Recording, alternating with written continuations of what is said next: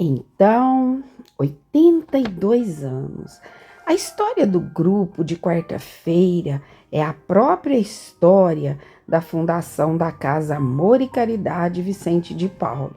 Quando o senhor Herculino de Paula, recebendo e ajudando pessoas aflitas com os sintomas da mediunidade, foi inspirado a começar uma casa espírita que recebeu o nome de Centro Espírita Amor e Caridade Vicente de Paulo. Nesta história, quantas pessoas queridas passaram e passam por aqui todos os dias. Hoje somos o grupo da mediunidade, na quarta-feira, Francisco Cândido Xavier. Estudamos e praticamos a mediunidade segundo Allan Kardec.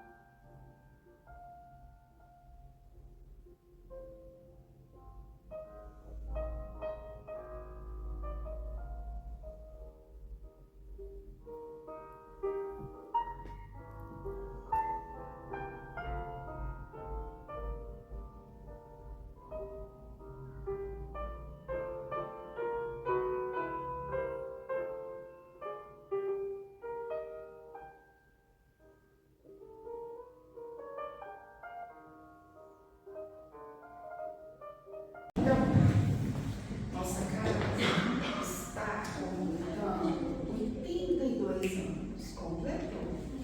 Que o nosso coração se encha de gratidão a ela, por tudo que já nos ofereceu. Gratidão ao fundador Herculino de Paula, a São Vicente de Paulo e a todos nós que aqui estamos vencendo toda semana, crescendo, né? Sejam todos bem-vindos. É tempo de florescer. Nós pegamos a flor, né? E transformamos nas cores. Flores ser, colorir sentimentos, colorir pensamentos. E o nosso coração seja um jardim. Essa é a nossa proposta de hoje, os sentimentos do Evangelho.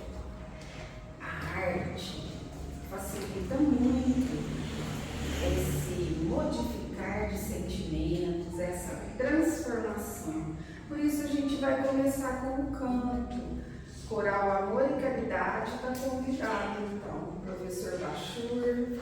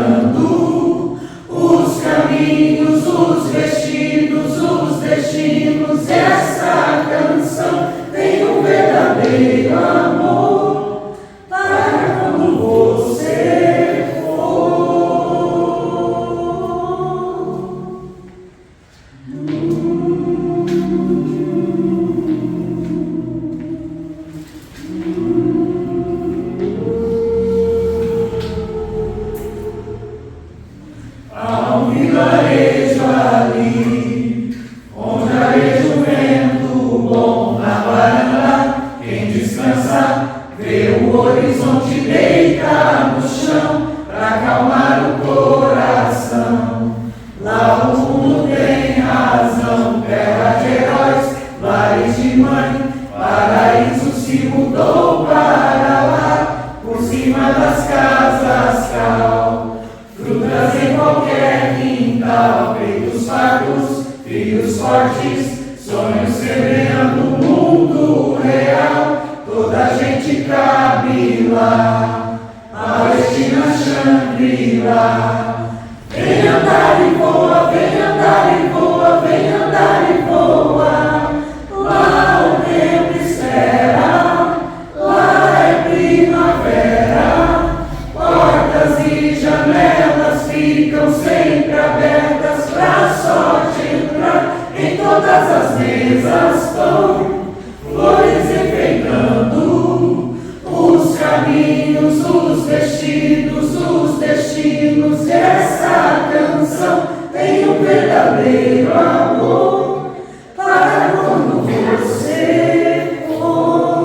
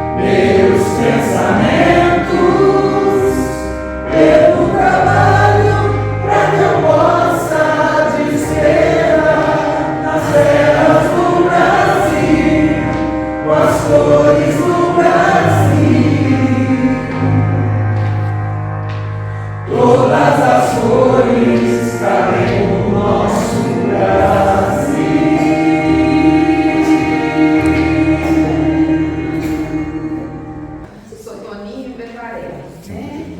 Seu Toninho é uma grande pessoa, orador há décadas e décadas, né? Coordenador do Culto de Assistência Fraterna, Alberto Ferrante, e uma pessoa muito especial, que já esteve na nossa casa, que é sempre bem-vindo.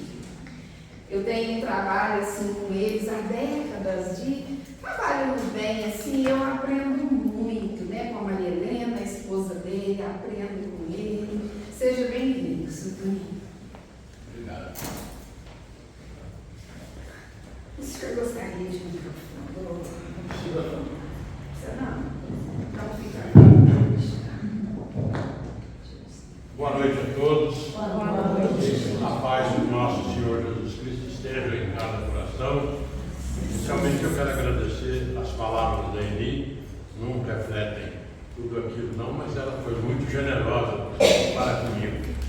E eu agradeço o convite que me foi feito para que a gente pudesse trocar algumas ideias a respeito do sentimento do Evangelho nessa noite. E pegando já um comecinho, a letra dessa música, a segunda música, diz que é para iluminar, para despertar, para crescer. É a coisa mais bonita que a gente pode querer na nossa vida. É exatamente isso, é o despertar para a gente evoluir. E é justamente esse despertar que é a proposta nossa de hoje. É a proposta de que nós possamos entender que o sentimento do Evangelho é o amor. Todas as páginas, todos os capítulos do livro Evangelho segundo o Espiritismo falam exatamente disso. Para que nós progridamos espiritualmente, para que nós possamos crescer na nossa espiritualidade, nós precisamos fazer com que o amor desperte dentro de nós. Joana de Ângeles, no livro Garimpo do Amor, pela psicografia do Chico de Paulo Pereira Franco, ela diz o seguinte, que uma antiga lenda persa dizia que num local, numa cidade pequena, um pequeno povoado, havia um sitiante numa propriedade muito boa. Esse sitiante ele tinha um pomar que lhe garantia as frutas, tinha plantios de cereais, tinha animais, ele vivia muito bem com a família, a mulher, com os filhos, e ali ele estava numa vida muito boa, muito feliz. Ocorre que em determinado dia passou por ali naquela propriedade um desses cavaleiros andantes que vão pregando religião e pediu hospedagem ali no sítio. O sitiante se prontificou a auxiliar, recebeu com muito carinho, serviu o jantar, depois do jantar sentaram na sala, era uma noite fria, acenderam a lareira, ficaram ali naquele ambiente, quando o religioso perguntou para ele, assim, o senhor é feliz? Falou, olha, eu sou feliz, eu tenho a minha propriedade que me garante a vida, eu tenho a minha família que me dá amor e eu amo. Então o que mais eu quero na vida? Ele falou, não, mas o senhor possui diamantes, o senhor possui pedras preciosas? Sem os diamantes e sem pedras preciosas, ninguém pode ser feliz. O sitiante ficou engasgado com aquilo, não dormiu à noite, ficou pensando nos diamantes. No dia seguinte, ao se despedir do religioso, o religioso ainda olhou para ele e falou, olha, não se esqueça, a felicidade depende dos diamantes. E aquele homem foi então na cidadezinha saber o que eram os diamantes. E ele chegou ali e ele descobriu que os diamantes eram pedras preciosas, de grande valor, e que o mundo valorizava muito aquelas joias. Aí ele tomou uma decisão, eu vou atrás dos diamantes para encontrar a felicidade. E ele foi, vendeu o sítio, deixou a família e foi sozinho atrás dos diamantes. Correu terras, montanhas, atravessou rios e morreu nessa procura dos diamantes sem nunca tê-los encontrado. Passados 10 anos, aquele mesmo religioso passou passou ali naquela propriedade, pediu posto para o novo dono, foi atendido, jantaram, foram lá para a sala, acendeu a lareira e ele começou a observar que conforme o fogo crescia, as labaredas iam faiscando, pequenas pedrinhas na lareira começaram a brilhar. E ele ficou intrigado com aquilo. Falou: o que são essas pedrinhas que estão aí na lareira? Perguntou para o sitiante. Falou: olha, são as pedrinhas que tem aqui no fundo de casa, aqui passa um riacho, tem um pequeno córrego aqui, os cavalos andam por cima, os camelos, os animais estão ali, essas pedrinhas peguei, achei bonito e pus aqui. Ele foi lá, olhou e falou: olha, mas são diamantes e dos mais bonitos que eu tenho visto na minha vida. Diz a lenda que ali naquele local deu origem à maior mina de diamantes que o mundo conheceu. Esses diamantes estão em coroas de reis, estão nos museus pelo mundo afora. E aquele homem foi atrás do diamante, nunca encontrou, deixou na porta da sua casa a maior mina de diamantes que existia. Assim também, diz Joana de Ângeles, é o amor. O amor que está dentro de nós. O amor que nós precisamos garimpar, que nós precisamos lapidar aquela pedra bruta, a pedra escura que tem dentro de nós. É o amor que precisa de algo para que seja despertado. É o amor que, quanto mais a gente faz ele crescer, mais ele aparece. Quanto mais nós damos, mais ele cresce. Quanto mais nós distribuímos, mais ele se aformoseia. Nós, então, precisamos encontrar a condição de nós pegarmos essa pedra bruta, esse diamante valioso que nós possuímos, lapidar, fazer com que as facetas comecem a brilhar, para que então nós encontremos a nossa paz interior.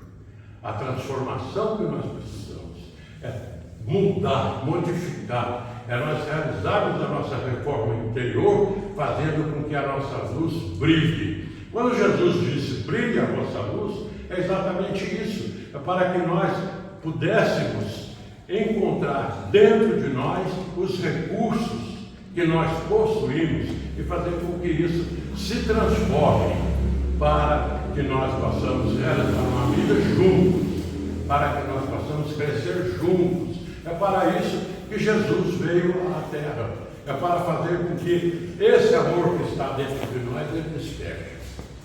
Foi quando, determinada época, Deus, olhando o planeta Terra, observou que estava tudo errado. Os homens estavam desequilibrados, a humanidade se perdia. Os poderosos cada vez mais sedentos de poder, os ricos cada vez mais ambiciosos, os fracos dominados, os enfermos colocados à margem. Deus então chamou seu filho, disse: meu filho querido Jesus, eu quero que você vá lá na terra ensinar aos homens e mulheres daquele planeta que tem que haver uma transformação, tem que haver uma modificação. Eu quero que você vá lá, mesmo que seja necessário que você dê a sua própria vida, o seu sacrifício, mas vai lá ensinar os homens e mulheres do planeta Terra que tem que modificar, tirar o orgulho, o egoísmo, a vaidade, a maledicência dos seus corações.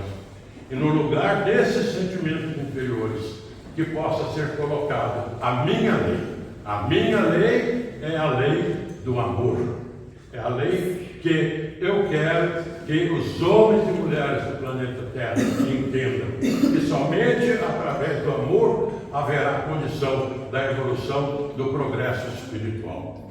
No momento adequado, Jesus veio, filho, obediente, amando do Pai, eu vou ao planeta Terra. E veio. Chegou aqui.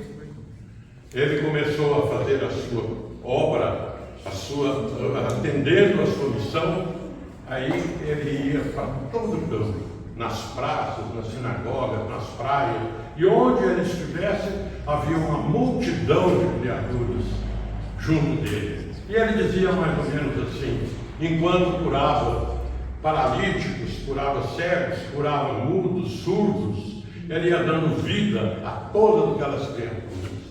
E ele dizia: irmãos do planeta Terra, vocês são filhos do mesmo Pai, por que se tratarem desse jeito? Por que não modificarem o comportamento? Por que não fazerem com que o sentimento, o afeto, o carinho seja constante na vida de todos? A vida na Terra é uma vida muito passageira, é uma vida que vai logo. Por que desperdiçar dessa forma? Eu quero que todos aproveitem bem a oportunidade de estar aqui, preparando para o futuro tudo aquilo de bom que for feito, fazendo aos outros aquilo que vocês querem que seja feito para vocês, é luz para a vida futura. E Jesus ia pregando, e ele dizia: entesourai os vossos tesouros no céu, onde o ladrão não rouba, onde a traça não rói e a ferrugem não corrói. O que era isso?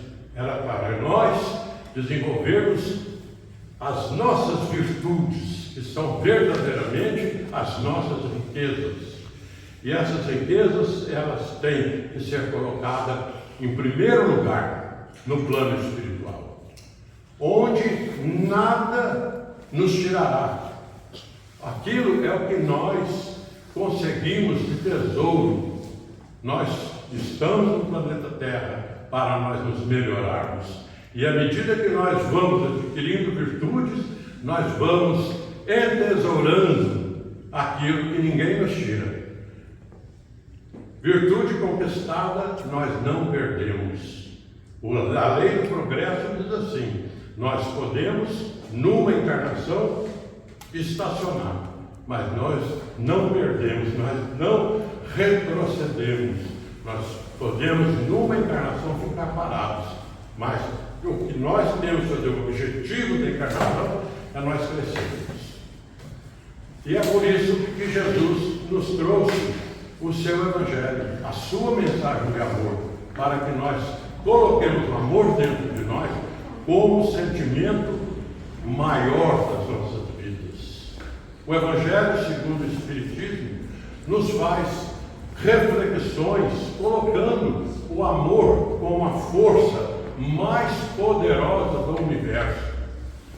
O Evangelho nos convida a todos a uma reflexão a respeito do amor como essência da lei divina.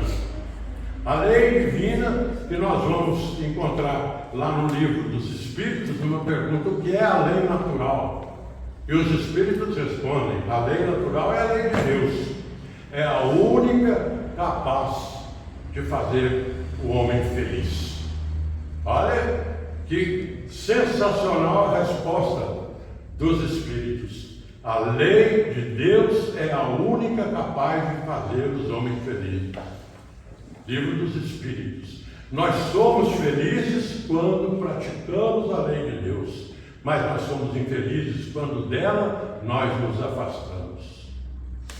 É a orientação que nós recebemos dos Espíritos codificadores.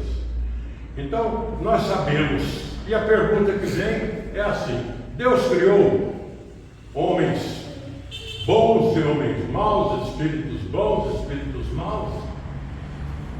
Os Espíritos respondem que não, que todos os Espíritos foram criados iguais, simples e ignorantes, mas com uma destinação, destinados à perfeição. E à medida que vai se melhorando, vai se aperfeiçoando, pelo desenvolvimento do amor, pelo conhecimento, conforme diz o Espírito de Verdade no Evangelho segundo o Espiritismo: espíritas, amai-vos o primeiro ensinamento, instruí-vos o segundo ensinamento. E à medida que nós vamos desenvolvendo essas duas asas, nós vamos conquistando a felicidade. Daí nós concluímos que nós não viemos ao planeta Terra e nem estamos aqui para sofrer. Nós não estamos aqui absolutamente para enfrentarmos só dificuldades. Não. A nossa destinação, querendo ou não, é nós atingirmos a perfeição. Está lá no livro dos Espíritos, criados simples, ignorantes e destinados à perfeição. O pior elemento que tem na Terra, a criatura pior, mais ruim, de caráter pior que existe, um dia vai ser anjo. Isso que nós aprendemos na doutrina espírita. Todos nós fomos criados para alcançarmos a angelitude, a perfeição espiritual. Pergunta do livro dos Espíritos: como fica o espírito na sua última encarnação? Ele não precisa mais encarnar. Aí os Espíritos respondem: serão espíritos bem-aventurados, espíritos puros. Não precisam mais encarnar, não sem missão. Mas a condição do espírito puro é uma conquista. Então nós temos certeza disso, que nós estamos aqui no planeta Terra, fomos criados simples e ignorantes, estamos realizando a nossa evolução espiritual, e essa evolução espiritual fará com que um dia, daqui milhares de encarnações, nós vamos atingir a condição de espírito puro.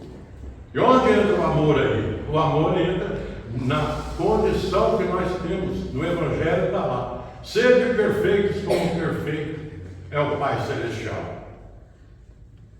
Amai os vossos inimigos, é o amor. Orai por aqueles que vos perseguem e caluniam, fazei o bem àqueles que vos odeiam. Tudo isso é amor, é o desenvolvimento do sentimento, é o desenvolvimento desse sentimento maior que nós recebemos da misericórdia divina, da misericórdia de Deus. E Jesus aqui esteve exatamente para despertar isso dentro de nós. Eu vi ali o livro O Essencial, da Amélia Rodrigues. Tem um capítulo nesse livro que chama A Verdadeira Cura. Nesse capítulo, A Verdadeira Cura, consta, Amélia Rodrigues nos diz que havia numa cidadezinha no Líbano um senhor que vivia muito bem com sua família. Ele um dia percebeu pequenas manchas no seu organismo, feridas que estavam insensíveis, não tinham sensibilidade nenhuma. E ele então, ele disse assim: estou leproso, estou com lepra. E ele somente foi despertar para isso quando a mulher dele disse assim: leproso, vai embora daqui, sai de casa. E ela falava tão alto que os vizinhos escutaram, e ele foi escorraçado da sua casa. Os filhos se esconderam, os amigos sumiram, e aquele homem enfermo com lepra foi abandonado na rua. Ficou lá na rua sofrendo, com aquelas feridas, com aquele mau cheiro, sem alimentação adequada. Mas ele ouviu falar que em Cafarnaum existia um profeta que estava realizando coisas extraordinárias. E ele resolveu sair da cidadezinha dele, que era a alguns quilômetros de distância de Cafarnaum, e ele foi a pé, sujo, segurando um bastão, viajava de noite, porque o sol era muito intenso e prejudicava a sua saúde. Chegou em Cafarnaum depois de alguns dias de viagem, e ele foi perguntando onde se encontrava o profeta Jesus, achou o local. Ele cheirava tão mal que as pessoas iam saindo, e ele conseguiu chegar lá na frente, onde Jesus ia se apresentar. E ele ficou ali, quando de repente Jesus chegou, e ele dizia assim: eu vos trago boas novas de saúde e de alegria. O Pai quer que eu, chegando aqui, eu desperte vocês, desperte desse sono, desse letargo que vocês estão, Vocês precisam despertar da insegurança, despertar da indiferença, do sofrimento. Vinde a mim, todos vós, eu vos reunirei todos num só rebanho. Eu sou o bom pastor. Das ovelhas a mim confiadas, nenhuma se perderá. Eu cuidarei de cada um, que eu conheço, todos, nominalmente. E das ovelhas a mim confiadas, eu cuidarei com a minha vigilância. Diz o texto que, conforme Jesus ia falando, as pessoas iam se comovendo, os corações iam se abrindo, lágrimas desciam dos olhos daquelas criaturas, todas procurando cada uma solução para as suas dificuldades, para as suas enfermidades. E Jesus continuou: amai, não vos preocupeis com os maus nem com os vossos males. Aqueles que vos querem mal, os que vos ofendem, eles são infelizes, mas eles não sabem. Jamais devolveis uma ofensa com outra ofensa maior. Perdoai, tirado do coração o ressentimento, a mágoa. O perdão faz parte da noção de amor. Perdoai. E ele ia falando e o pessoal que estava ali, a multidão, estava ouvindo aquilo de uma forma que parecia que estavam transcendendo tudo. Parecia que eles estavam assim num outro mundo. Tão grande a emoção e aquele clima de paz, de serenidade, de amor que Jesus exalava. E Jesus continuou: o amor é a chave de todos os enigmas, é a solução de todos os problemas. Amai, amai muito. Felizes aqueles que já estão cumprindo as leis do Pai. Esses já encontraram o seu caminho. Mas eu tenho piedade daqueles que roubam o dinheiro dos pobres, que saqueiam as viúvas, porque no futuro responderão muito na consequência dos seus atos desleais. O amor é o sentido principal da vida física, é a conquista do amor, para que todos tenham uma vida de paz, de saúde e de alegria. De repente, Jesus fez uma pausa e uma voz saiu da multidão: Jesus, filho de Davi, tenha piedade de mim, que sofro muito com a minha enfermidade, eu sou leproso. Tenha piedade de mim, Jesus. Jesus olhou aquela criatura que estava ali, maltrapilha, suja, mal cheirosa, e foi lá e abraçou. Abraçou, dizendo: eu quero, e o Pai também quer. Fica curado. E naquele instante, a população toda que estava ali, aquela multidão, sentiu o tremor daquele corpo enfermo, curando as suas feridas. A multidão sentiu, vendo que aquelas feridas estavam sendo limpas daquele corpo enfermo. Era o amor de Jesus em andamento. E o homem ficou ali, estático, paralisado, olhando Jesus, e ele se admirava. Ele olhava Jesus e achava Jesus maravilhoso. Observava os cabelos de Jesus esvoaçando ao vento, e aquela figura serena, aquela paz, aquele amor que ele enviava para todas as criaturas. E ele ficou ali parado olhando para Jesus. E Jesus olhou para ele e falou assim: o que mais você quer que eu te faça?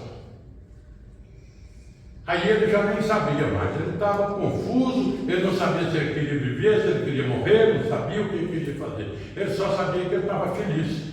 Aí ele olhou Jesus e falou assim: puxa, eu queria ficar igual a ele. Aí ele disse: Senhor, eu quero ter paz. É o que eu quero para a minha vida, eu quero ter paz. E Jesus falou: eu também quero. Você vai ter paz. E Deus também quer. Modifique a sua vida, transforme-se. Coloque o coração na frente da sua mente, para que floresça o amor e você possa transmitir isso aos seus irmãos, ao seu próximo. Ame muito, não se esqueça de amar sempre. Vá em paz. Aquele homem saiu dali, voltou para a cidade dele, estava curado, estava são. Pertinho da cidade dele tinha um povoado pequeno. Ele fundou ali uma casa de recuperação para atendimento de todas as pessoas enfermas de lepra que passassem por ali, que recebessem assistência. Ele estava totalmente transformado, modificado interiormente. Ele entendeu a mensagem de Jesus. Ele recebeu a cura para o corpo físico, mas ele recebeu a verdadeira cura, que foi a sua transformação moral. E é essa transformação moral que Jesus veio nos ensinar. A linguagem do Evangelho não é para nós acharmos bonito, para nós ficarmos admirados, tentando ouvir isso é glorioso. Não, a mensagem de Jesus é uma mensagem de transformação. É para nós entendermos e nós colocarmos em prática a mudança que nós precisamos fazer. Jesus, nós vemos no Evangelho segundo o Espiritismo, no capítulo 6, quando fala do Cristo Consolador, no item 10, o Espírito de Verdade diz assim: eu sou o médico das almas. Ele não fala sou médico do corpo físico, ele fala sou o médico das almas. Venho trazer-vos o remédio que vos há de curar. Tirado seja do vosso coração o orgulho, a vaidade, o egoísmo, a maledicência, a luxúria. Tudo isso, esses sentimentos anteriores são monstros que sugam o vosso mais puro sangue, deixando chagas, muitas vezes mortais. Deus envia através do Espiritismo a última mensagem para a humanidade. Escutai-o.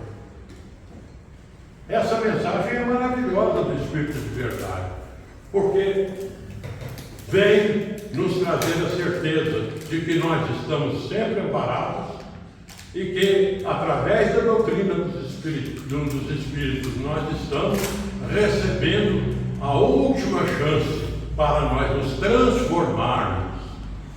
O Evangelho de Jesus, a mensagem do Cristo, não é de culto exterior. Nós não podemos entender a mensagem de Jesus como uma coisa para fora. A mensagem de Jesus é para dentro. Ela é uma mensagem que nós temos que abrir o nosso mundo interior, fazer com que a palavra do Cristo entre dentro de nós e nós realmente nos transformemos. A parábola do bom samaritano. Consta que um homem descia de Jerusalém para Jericó. Quando ele foi assaltado, os bandidos roubaram, feriram, maltrataram, deixaram ele ali em sangue vivo, sem roupa, sem alimentos, sem nada. Passou o sacerdote, passou o levita, foi embora. Nisso passou um samaritano, que era tido como uma pessoa de má vida, porque os samaritanos não se davam com os judeus. Mas o samaritano, o texto diz, teve compaixão daquela criatura. É um amor em forma de compaixão. Ele teve compaixão daquela criatura. Não se trata de conhecimento religioso, porque o levita passou, o sacerdote passou, mas o samaritano, ele desceu do seu animal, cuidou daquele rapaz que estava ali, todo machucado, colocou no seu cavalo, levou para a estalagem deixou lá os recursos necessários para que o estalajadeiro cuidasse dele, não perguntou nome, não perguntou região, não perguntou onde ele era, para onde ele ia, não perguntou nada. Ele utilizou-se do amor, ele teve compaixão daquela criatura.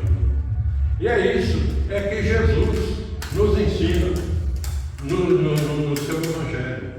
É isso que, à medida que nós vamos colocando o Evangelho na nossa vida, e nós vamos entendendo que o amor é a nossa salvação, nós vamos então entender que cada vez que nós entendermos que o amor faz parte da nossa vida de expiação e provas, nós estamos eliminando algo ruim do nosso passado. Nós estamos criando a nossa vida do futuro. Nós estamos nos melhorando. Diz Emmanuel que quando a justiça divina nos procura para o acerto de contas, a providência divina se nos encontra no serviço ao nosso próximo, a cobrança fica para a eternidade. A cobrança fica assim afastada daquela hora. Então, o serviço, o trabalho, aquilo que realmente nos interessa é o que Jesus veio nos trazer, o que Jesus veio nos ensinar. Que nós façamos aos outros aquilo que nós gostaríamos que os outros nos fizessem. É aquilo que o homem que tinha a lepra, ele buscou em Jesus aquela paz, aquela serenidade que o Mestre exalava e exala em todos os campos da nossa vida. Ali tem servir em nome do amor, é o grande desafio, é o começo da revolução no íntimo dos discípulos sinceros. E é isso, exatamente isso. É o essencial, é aquilo que nós necessitamos, é colocar o amor em andamento. Conhecereis a verdade e a verdade vos tornará livres. E essa libertação, ela só vem quando nós começarmos a colocar em prática o que nós aprendemos. Não adianta falar, eu vou no centro espírita, eu vou participar da reunião, vou lá tomar passe. Não é isso a nossa vida. O entendimento maior é nós termos a frequência na casa espírita, realizarmos o estudo, mas a prática é o mais importante. É a prática do amor. Nós temos trabalho voluntário em diversas áreas, em diversos campos. Nós podemos ser voluntários na casa espírita, na evangelização, no hospital, no atendimento fraterno, muitas formas. Nós só não podemos ficar parados, entender a lição de Jesus e ficar quieto. Consta a literatura espírita que um homem participava de determinada reunião num centro espírita toda terça-feira. Toda terça-feira ele ia lá estudar o Evangelho. Num desses dias, ele estava saindo para ir para o centro espírita e ele viu um idoso caído no chão. O idoso estava ali. Ele falou, eu tenho que ir lá para o estudo, então eu vou correndo lá para o estudo, eu que vier atrás aí atende aquele lá. Eu não vou atender não, deixa o que vem por trás. Então, ele pegou, andou uns passos e aí caiu. O que Jesus faria nesse momento? Aí ele voltou. Foi lá, atendeu aquele idoso que estava ali, levantou, sentou na calçada, sentou junto com ele, ficou conversando, providenciou a água, providenciou o alimento, providenciou avisar a família, atendeu a criatura. Na semana seguinte, na outra terça-feira, ele foi na reunião. Aí os companheiros perguntaram: por que você faltou semana passada e tal? Ah, naquele dia, eu não estudei o Evangelho, eu vivi o Evangelho, o que é completamente diferente. Eu vivi o Evangelho. É isso que nós precisamos. Nós aprendemos na casa espírita, agora de fora nós temos que colocar isso em prática. Colocar em prática começa na nossa família, começa no nosso local de trabalho, começa na casa espírita. É nós, juntos, nós nos abraçarmos, nós, juntos, nós informarmos do amor. Quanta gente tem vergonha de falar para o outro assim: eu te amo. Por que tem vergonha? É o sentimento mais sublime que existe. Eu te quero bem. É a caridade, é o exercício da caridade. Quando os espíritos foram perguntados por Allan Kardec qual o verdadeiro sentido da palavra caridade, segundo a entendia Jesus, os espíritos responderam: benevolência para com todos, indulgência para com as imperfeições alheias e perdão das ofensas. São as atitudes que nós devemos ter com o nosso próximo. São as atitudes que nós devemos ter com os nossos familiares. Benevolência quer dizer bondade. É nós atendermos bem as criaturas que convivem conosco. Indulgência, tolerância. Quantas vezes dentro da nossa casa alguém passa por nós e a gente nem dá bola, a gente nem liga. Companheiro de trabalho, amigo, a gente não liga, passa e a gente vai embora. Sem perguntar e sem ver se às vezes aquela criatura está com um problema sério que nós poderíamos ajudar. É a tolerância para com as imperfeições alheias e perdão das ofensas. É perdão sempre.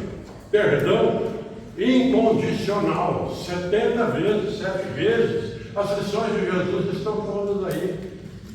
Nós não devemos descuidar da caridade material, mas nós devemos colocar a caridade espiritual como objetivo muito importante na nossa vida. É nós atendermos as necessidades dos nossos irmãozinhos. Jesus nos ensina isso. Quando Jesus estava num sofrimento maior, no final da sua existência na terra, o que é que ele fez? Ele disse: Pai, perdoai-os, eles não sabem o que fazem. Exercício do perdão. E o perdão é incondicional. É o que nós precisamos realizar. O sentimento do Evangelho é a nossa proposta de hoje, é o amor. É realmente nós entendermos que sem o amor não existe evolução espiritual. Não existe evolução espiritual. O amor, ele é o sentimento maior. Deus é amor, segundo São João. E nós somos partículas desse amor. Nós somos um pedacinho desse amor de Deus. E esse amor que nós temos, nós podemos distribuir entre todas as criaturas. Nós podemos distribuir entre todos nós, transformando a nossa vida numa vida melhor, numa vida mais saudável, numa vida mais sadia, numa vida conforme Jesus disse: eu vos trago boas novas. Boas novas, o Evangelho é uma palavra grega, quer dizer boa nova. Então, se nós temos a boa nova do Evangelho conosco, nós só podemos ter alegria. Agora temos que colocar isso em prática. Ali diz que servir em nome do amor é o grande desafio. E esse é o desafio. E nós vamos terminando dizendo um poema de Gabriela Mistral que chama O Prazer de Servir. Ali, servir em nome do amor. Tudo na natureza é um anelo de serviço. Serve a chuva, serve o vento, serve a água, serve a planta. Onde houver uma árvore a plantar, planta. Onde houver um serviço que todos recusem, aceitam tu. Onde houver uma pedra no caminho, sê tu aquele que tira a pedra. Sê tu aquele que... Obrigado. Sê tu aquele que dá solução para o problema. Há muitas alegrias na vida, mas nada igual o prazer de servir. Já imaginaram se não tivesse nada mais a fazer? Se não tivesse uma roseira a plantar? Se não tivesse um ideal a ser alcançado? O que seria da vida? Mas não imagineis que só os grandes serviços sejam meritórios. Não, há pequenas tarefas que são muito importantes. E experimenta colocar um vaso sobre a mesa, arrumar uma biblioteca, pentear uma criança. Que maravilha! É o serviço. Deus não para de servir nunca. Deus é o grande servidor. E é Ele que nesse instante está olhando para cada um de nós. Está olhando nas nossas mãos, perguntando-nos: já serviste hoje? A quem? A sua mãe, a seu irmão, um animal, uma árvore, uma planta? Sejamos todos servidores na seara do Senhor. Aceitemos esse desafio do amor. Que Jesus nos abençoe a todos.